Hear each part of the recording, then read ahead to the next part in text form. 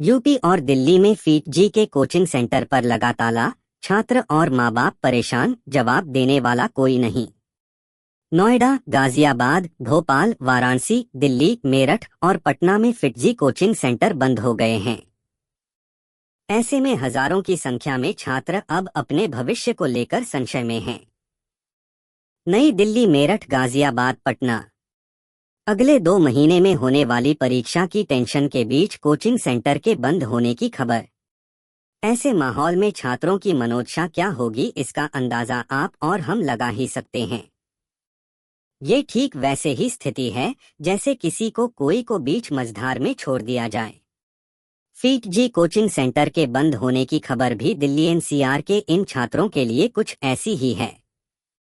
इस बारे में अधिकारियों ने बताया कि संस्थान के कई शिक्षकों को सैलरी न मिलने के कारण सामूहिक रूप से नौकरी छोड़ने के बाद कोचिंग संस्थान बंद करने पड़े। नोएडा, गाजियाबाद, भोपाल, वाराणसी, दिल्ली और पटना में फीट जी कोचिंग सेंटर बंद हो गए हैं।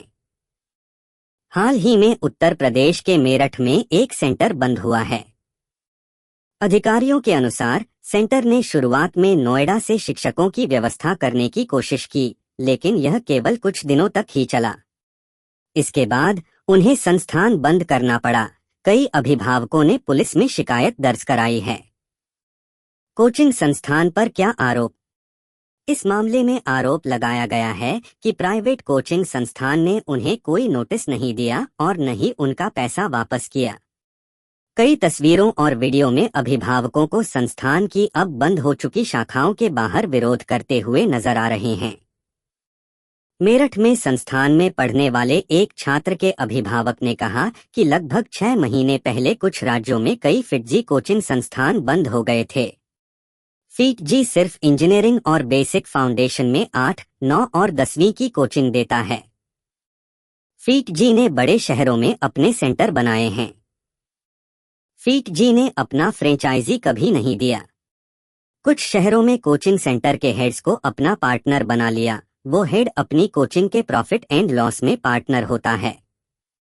इसके बाद उन्होंने हमसे कहा कि ये सेंटर बंद नहीं होंगे और हमें भुगतान करना चाहिए। मैंने पहले ही 6 लाख रुपए दिए हैं। उन्होंने सभी के पैसे ले लिए और हमसे कहा कि कक्षाएं चलती रहेंगी। यहाँ तक कि जब शिक्षक चले गए तब भी उन्होंने कहा कि हम फिर भी काम चला लेंगे।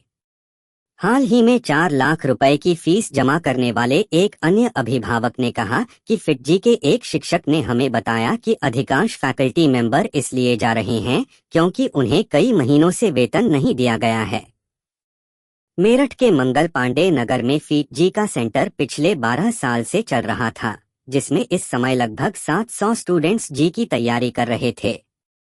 ये सेंटर सोमवार 19 जनवरी से बंद कर दिया गया है, जिसके बाद यहां पढ़ने वाले स्टूडेंट्स और उनके पेरेंट्स में खलबली मच गई है।